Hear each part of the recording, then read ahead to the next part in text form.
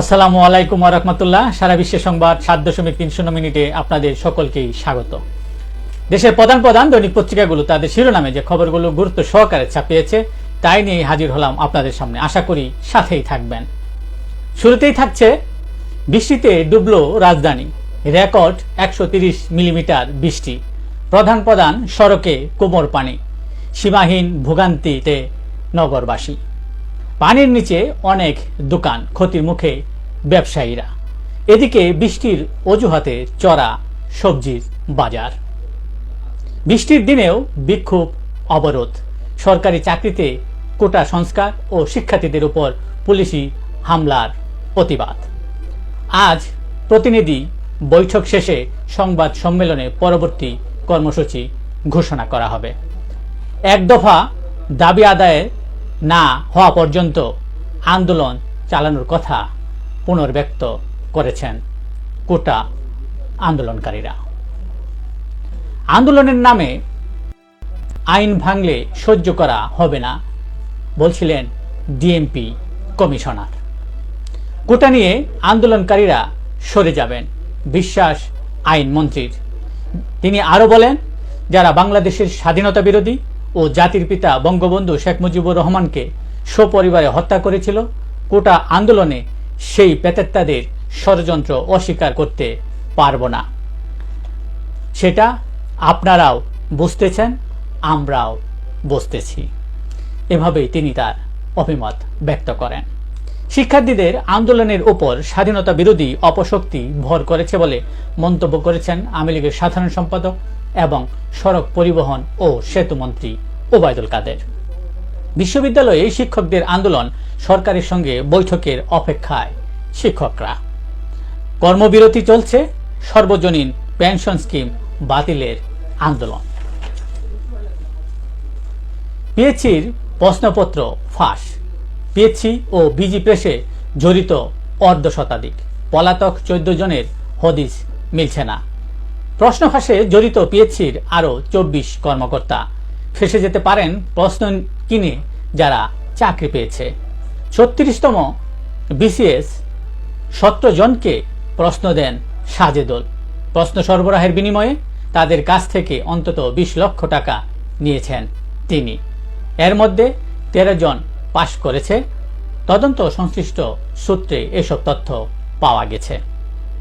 মিলনের আয়ের উৎস খুন, চাঁদাবাজি, রাজধানীর কাফরুলে নিজস্ব বাহিনী, যুবদল নেতার বাইক চালিয়ে রাজনৈতিক পথ, 20 মামলার আসামি, আছে 8 ফ্ল্যাট ও বাড়ি, পোশাকের 4টি শোরুম, বিলাসবহুল গাড়ি, বাবা ছিলেন রিক্সা চালক।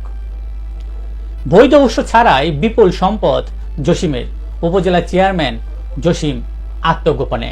কক্সবাজারে বিলাসবহুল হোটেল, বিদেশে একাধিক ব্যবসা এবং দেশে নামে বেনামে সম্পদের মালিক হওয়ার অভিযোগ রয়েছে তার বিরুদ্ধে।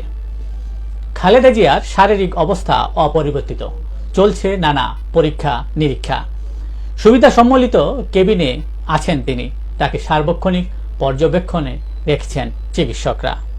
চীনে গিয়ে প্রধানমন্ত্রীর আশা পূরণ হয়নি বলে মন্তব্য করেছেন বিএনপির স্থায়ী কমিটির সদস্য আমির খসরু মাহমুদ চৌধুরী। মোদির সাথে পররাষ্ট্রমন্ত্রী হাসান মাহমুদ সহ বিমস্টেকের পররাষ্ট্রমন্ত্রীদের সাক্ষাৎ। রোহিঙ্গা প্রত্যাবাসন শুরুর বিষয়ে ইতিবাচক মিয়ানমার বলে অভিমত ব্যক্ত করেন মিয়ানমারের পররাষ্ট্রমন্ত্রী থান সই। বাংলাদেশের পররাষ্ট্রমন্ত্রী হাসান মাহমুদের সাথে দ্বিপাক্ষীয় আলোচনার সময় তিনি এ অভিমত ব্যক্ত করেন।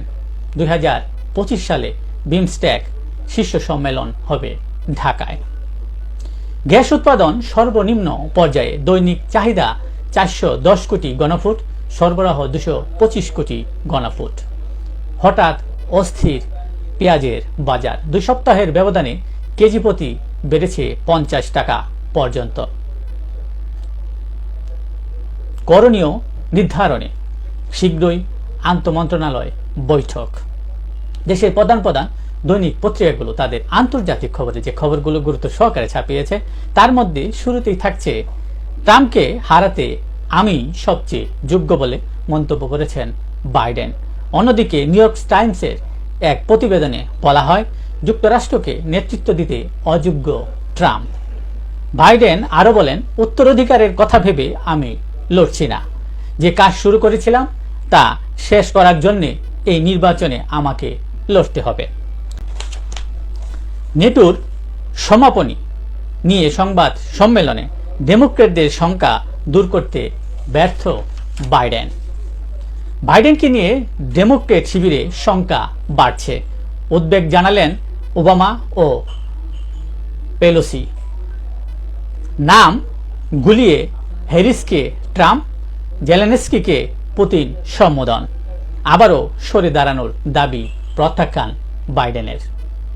মোদির রাশিয়া সফরে নাখোশ বাইডেন প্রশাসন। রিপাবলিকান পরিকল্পনা, ট্রাম্প ফিরলে পাল্টে যাবে পররাষ্ট্রনীতির কৌশল। যুদ্ধ শেষ হলে গাজায় স্বাধীন ফিলিস্তিনি সরকার চায় হামাস। গাজায় ধ্বংসস্তূপের নিচে মিলল 60টিরও বেশি মরদেহ।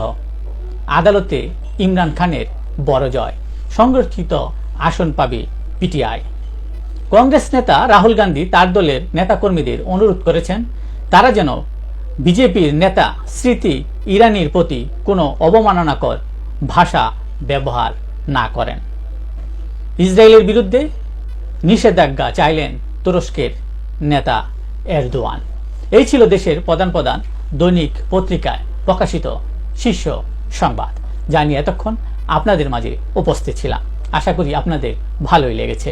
সার্বিক খবরের বিবেচনায় যদি আপনাদের কোনো অভিমত, অভিব্যক্তি, সমালোচনা কিংবা কোনো পরামর্শ থেকে থাকে তাহলে অবশ্যই কমেন্টসে জানাবেন। আপনাদের কমেন্টসের প্রত্যাশায় আজকের মতো এখানেই বিদায় নিচ্ছি। আবারও দেখা হবে আগামীকাল ঠিক একইভাবে সারা বিশ্বের সংবাদ 7.30 মিনিটে। সে পর্যন্ত অবশ্যই ভালো থাকবেন, সুস্থ থাকবেন। আসসালামু আলাইকুম ওয়া রাহমাতুল্লাহ। শুভ সকাল সকলকেই।